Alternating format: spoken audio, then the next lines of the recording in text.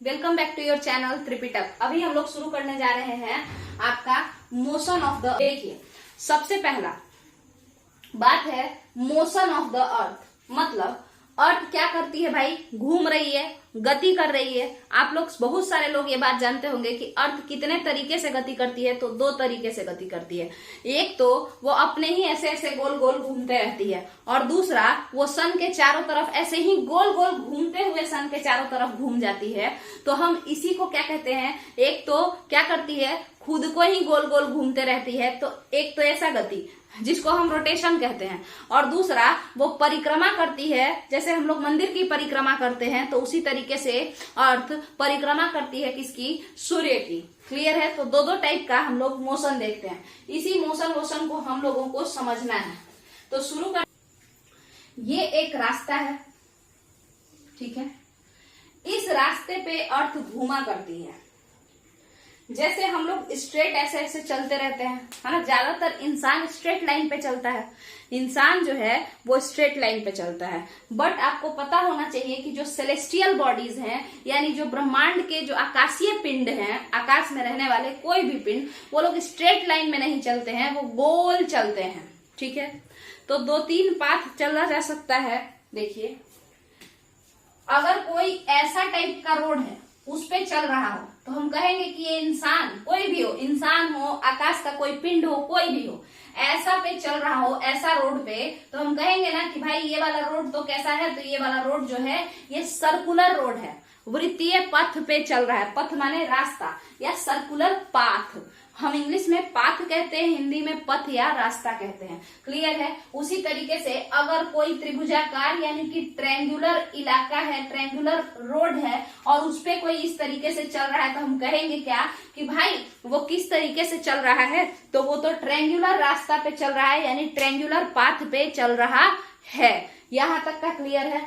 अब हम आते हैं अपने अर्थ के पास। अर्थ जो है वो यहां से चलती है, बीच में सन है, सन के ही चारों तरफ ना एक रास्ता है, सन को ही तो पूरा घूमना है।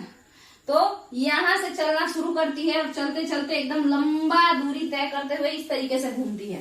देखिए, ये अर्थ है। फिर से देखिए, ये अर्थ है, ये इसका रास्ता है। ठीक है, ये अर्थ है, अर्थ, ये सन, और ये इसका रास्ता है जो कि हम बनाए हुए हैं यहाँ पे। ऐसे ये यहाँ से ऐसे चलना शुरू करती है, लंबा करते हुए, फिर इधर से जाती है, फिर ऐसे घूमते हुए, ऐसे घूमते रहती है हमेशा। ठीक है। ऐसा अगर वो कर रही है, तो क्या हम कह सकते हैं क्या कि अर्थ सन की परिक्रमा कर रही है, जैसे हम लोग मंदिर का परिक्रमा करते हैं, है ना। हाँ, तो ये जो चीज वो कर रही है, हम इसी चीज को तो कहते हैं परिक्रमण। पृथ्वी का परिक्रमण यानी रिवोल्यूशन ऑफ अर्थ कहते हैं। हाँ, चलिए, अब ये रिवोल्यूशन ऑफ अर्थ तो आपको समझ में आ गया होगा। ये है रिवोल्यूशन ऑफ अर्थ, जो कि सन के चारों तरफ वो एक रास्ते पे घूम रही है। रास्ता कैसा दिखता है? तो रास्ता कुछ इस तरीके का दिखता है। रास्ता कुछ इस तरीके का दिखता है। ना तो वो गोल है, क्या वो गोल है? नहीं, सर्कल नहीं है ना। सर्कल ऐसा कुछ दिखेगा। ठीक है, सर्कल कैसा दिखता है? तो कुछ ऐसा दिखेगा, सर्कल इस तरीके का। ऐसा थोड़ा इतना लंबा सा ऐसे नहीं। तो ये क्या है? ये जो रास्ता है, आखिर ये क्या रास्ता है? तो आप कहेंगे कि ये रास्ता एलिप्टिकल ऑर्बिट है। अच्छा, रास्ता को क्या क्या बोलते हैं पहले तो वो समझिए। रास्ता को हम पाथ कहते हैं, रास्ता को हम ऑर्बिट भी कह सकते हैं, रास्ता को हम ऑर्बिट भी कह सकते हैं। ठीक है, तो इसका नाम है एलिप्टिकल ऑर्बिट। अच्छा, तो ये एलिप्टिकल ऑर्बिट आखिर क्या होता है अगर कोई आपसे पूछे तो हम कहेंगे कि माने, देखिए, ये जो शेप है, मान के चलिए आप किसी ट्रायंगुलर रास्ते पे घूम रहे थे, तो आप इस रास्ते का नाम क्या क्या दे सकते हैं? आप कह सकते हैं कि हम ट्रायंगुलर पाथ पे घूम रहे थे। ट्रायंगुलर पाथ पे यानी कि त्रिभुजाकार रास्ते पे घूम रहे थे। आप कह सकते हैं हम ट्रायंगुलर ऑर्बिट पे चल रहे थे, यानी कि हम त्रिभुजाकार कक्ष में घूम रहे थे। ऑर्बिट को हिंदी में कक्ष कहते हैं। क्या क्लियर है आपका ये बात? तो उसी तरीके से ये जो आपका रास्ता है, ये किस शेप का है, तो इसको हिंदी में कहते हैं कि इस शेप को, ये जो ऐसा इस टाइप का शेप है ना, इस शेप को हम हिंदी में दीर्घ वृत्ताकार शेप कहते हैं। ठीक है, दीर्घ वृत्ताकार आकृति, दीर्घ वृत्ताकार आकृति। तो अगर ये दीर्घ वृत्ताकार आकृति है और ये रास्ता है, तो हम कह नहीं सकते हैं कि ये दीर्घ वृत्ताकार कक्ष है, यानी एलिप्टिकल ऑर्बिट है, एलिप्टिकल रास्ता है, यानी एलिप्टिकल पाथ है। क्लियर है यहां तक का? क्या आपका रिवोल्यूशन क्लियर है? क्या आपका एलिप्टिकल ऑर्बिट क्लियर है? क्या ये दीर्घ वृत्ताकार क्लियर है? अच्छा, हम एक बात पूछना चाहते हैं कि हम जिस भी रास्ते पे चलते हो वो रास्ता क्या कहलाता है? सतह कहलाता है, सतह कहलाता है। तो हम इस रास्ते को मान के चलिए, ये है रास्ता, ठीक है, हम इसको ट्राइएंगुलर रास्ता बोले या ना बोले? हम सिंपल रास्ता भी तो बोल सकते हैं कि एक प्लेन रोड है, कह सकते हैं क्या?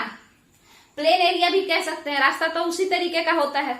तो इसीलिए आप कहेंगे यहाँ पे कि ऊबड़ खाबड़ भी तो होता है, मगर अर्थ पे कोई रास्ता थोड़े बना हुआ, तो ऐसे ही आसमान में ऐसे ऐसे घूम रही है। तो जब वो आसमान में घूम रही है, ऐसे ही है ना, ब्रह्मांड में आकाशीय पिंड अपना घूम रहे हैं, तो आप खुद ही बताइए कि वहां पे कोई ऊबड़ खाबड़ रास्ता थोड़े होगा, वो तो प्लेन ही होगा। तो क्या हम इस रास्ते को नॉर्मल रास्ता कह सकते हैं? कुछ नहीं, हम इसका कैसा शेप है उसको हटाइए, हम उसको प्लेन भी कह सकते हैं, या हम उसको ऑर्बिटल प्लेन भी तो कह सकते हैं। किसका रास्ता? तो पृथ्वी के ऑर्बिट का रास्ता। अब आपको ये क्लियर हो गया है, यही है वो ऑर्बिटल प्लेन जिसपे कि अर्थ घूम रही होती है, ऐसे। क्या क्लियर है? यही है वो ऑर्बिटल प्लेन जिसपे कि अर्थ घूम रही होती है। अब आपको इसके बाद का दूसरा टॉपिक समझाना है। अच्छा, अगर हम आपसे बात करें कि भाई सीजन का डिफरेंस कैसे कैसे आता है, तो सीजन अगर कोई सन से दूर जाएगा तो जाहिर सा बात है गर्मी थोड़ा कम पड़ेगा, बट उससे ज्यादा डिपेंड क्या करता है, एक तो चीज है कि दूर जाने पे भी गर्मी और सर्दी का असर होता है, बट उसके अलावा ये भी डिपेंड करता है कि आप मुंह किधर किए हुए हैं। अगर आप नॉर्थ साइड मुंह किए हुए हैं, भले ही दूर है मगर आपका मुंह इधर है, ये वाला इलाका सन के साइड है, तो इस इलाके में क्या पड़ेगा? गर्मी पड़ेगा ही पड़ेगा। क्लियर है? चलिए, तो यहां तक का अब आप एक बात समझिए, और भी कुछ बात है। ये रास्ता क्या कहलाता है? Orbital plane. किसी भी रास्ता को हम प्लेन कह सकते हैं, इस रास्ते को हम ऑर्बिटल प्लेन कहते हैं। इस रास्ता का जो शेप है वो एलिप्टिकल है, दीर्घवृत्ताकार है, इसीलिए इस रास्ते का नाम एलिप्टिकल ऑर्बिट पड़ता है। यहां तक का क्लियर है? इस रास्ते पे टहल करके सूर्य का चक्कर लगाती है पृथ्वी, इसे हम हिंदी में परिक्रमण और इंग्लिश में रिवोल्यूशन कहते हैं। यहां तक का अगर क्लियर है तो फिर हम लोग आगे बढ़ेंगे। आगे क्या बढ़ना है उसको समझते हैं। इस काम को करने में आखिर पृथ्वी को कितना समय लगता है? ये जो एक चक्कर लगाने में पृथ्वी को कितना समय लग जाता है, इस पे बात करेंगे। इस काम को करने में आखिर पृथ्वी को कितना समय लगता है, क्या इस पे बात होना चाहिए या नहीं होना चाहिए?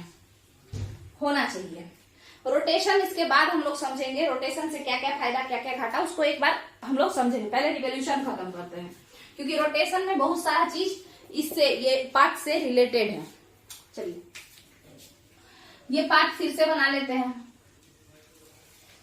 हाँ, तो ये जो पृथ्वी घूम रही है, ऐसे घूम रही है, तो ये घूमने में उसको कितना समय लगा है, तो हम आपसे बताना चाहेंगे कि मान के चलिए यहां से पृथ्वी शुरू की, देखिए यहां से आप मान के चलिए यहां से पॉइंट ए से शुरू किया है, कोई पॉइंट ए से। क्लियर है?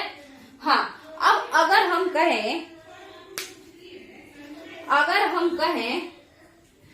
आपसे, बहुत हल्ला होता है यहाँ पे, हम अगर आपसे कहें कि यहां से हम शुरू किए और यहां तक जाके रुक गए, तो आप बताइए क्या आप सन का परिक्रमा कर लिए क्या? यानी कहने का आप मंदिर में चलना शुरू किए। मान लीजिए ये मंदिर है, आपको परिक्रमा करने के लिए कहा गया है, आप इस पॉइंट से शुरू किए और यहाँ से यहाँ तक पहुंच गए और बोले चलिए हो गया मम्मी, ऐसा हो सकता है? नहीं हो सकता है। जब तक कि आप यहाँ से गोल घूम के यहाँ नहीं पहुंच जाए, क्योंकि आप यहीं से शुरू किए थे, तब तक आपका एक परिक्रमा पूरा नहीं कहलाएगा। सिमिलरली अर्थ यहाँ से अगर चली है, तो यहाँ से चलते चलते चलते चलते चलते चलते चलते चलते चलते यहां पहुंचेगी, तब हम कहते हैं कि पूरा एक रिवॉल्यूशन कंप्लीट हो गया। तो ये एक पूरा रिवॉल्यूशन कंप्लीट करने में अर्थ को जो समय लगता है, ये कंप्लीट रिवॉल्यूशन को करने में अर्थ को जो समय लगता है वो टोटल 365 दिन लगता है और 6 घंटा लगता है। कितना लग जाता है? एक रिवॉल्यूशन को कंप्लीट करने में अर्थ को 365 दिन लगता है और 6 घंटा और लगता है। ठीक है। और जैसा कि आप जानते हैं कि जब वो एक चक्कर पूरा लगा लेती है तो फिर 1 साल हो जाता है। ठीक है। तो 1 साल जो है आपका हो गया। तो 1 साल में अगर आपसे कोई पूछे कि कितना समय होता है, तो हम लोग बोलने के लिए तो बोलते हैं 365 दिन 365 डेज, बट अगर रियलिटी आप पूछिए तो 365 डेज एंड 6 आवर पूरा होता है। चलिए, अब उसी तरीके से अगला रिवॉल्यूशन जब वो की तो ये नंबर 2 रिवॉल्यूशन हुआ। अगला रिवॉल्यूशन को भी हम 1 ही लिख रहे हैं। चलिए, तो फिर लगा 365 दिन और 6 घंटा। इसके बाद और एक रिवॉल्यूशन की, फिर लगा 365 दिन और 6 घंटा। फिर एक और रिवॉल्यूशन की तो फिर लग गया 365 दिन और 6 घंटा। मगर आप देखेंगे कि जैसे ही ये 4 बार रिवॉल्यूशन कंप्लीट करेगी, 1 2 3 4 बार, तो 4 रिवॉल्यूशन जब वो कंप्लीट करेगी तो 4 साल हो जाएगा। 4 साल। ठीक है। मगर यहाँ देखिए 365 दिन 365 दिन 365 दिन 365 दिन तक तो ठीक था, मगर इसको अगर आप जोड़ेंगे तो अब ये 24 घंटा हो चुका है। 4 बार जब अर्थ कंप्लीट करती है रिवॉल्यूशन तो फिर ये 24 घंटा पूरा 6-6 घंटा जुड़ के हो जाता है। तो इसीलिए हम लोग हर चौथा साल, ठीक है, हर जो 4th ईयर होता है हम उसमें पूरा 6-6 घंटा को जोड़ देते हैं और एक एक्स्ट्रा दिन बन जाता है, और वही एक दिन हम फरवरी में +1 कर देते हैं, जिससे कि 29 फरवरी हो जाता है। यानी फरवरी में दिन कितना हो जाता है? फरवरी महीने में 29 दिन हो जाता है। और ऐसा साल जो हर 4 साल पे आता है, ऐसा साल क्या कहलाता है? लीप ईयर के नाम से जाना जाता है। ठीक है। ठीक है। तो लीप ईयर क्यों होता है? रिवॉल्यूशन के वजह से या रोटेशन के वजह से। तो क्या आप नहीं बता देंगे क्या कि भाई रोटेशन के वजह से लीप ईयर नहीं होता है, रिवॉल्यूशन के वजह से होता है। बार बार 365 दिन और 6 घंटा करते करते जब हम 4 बार ऐसा करते हैं तो 6 चौका 24 घंटा ऑटोमेटिकली जुड़ जाता है, यानी पूरा एक दिन एक्स्ट्रा हो जाता है। पहले तो 6-6 घंटा एक्स्ट्रा हो रहा था, मगर अब एक दिन एक्स्ट्रा हो गया है, इसीलिए हम लोग एक एक्स्ट्रा दिन फरवरी में जोड़ देते हैं। क्या आपका यहां तक का क्लियर है? लीप ईयर होने का कारण है परिक्रमण, यानी रिवॉल्यूशन। ठीक है।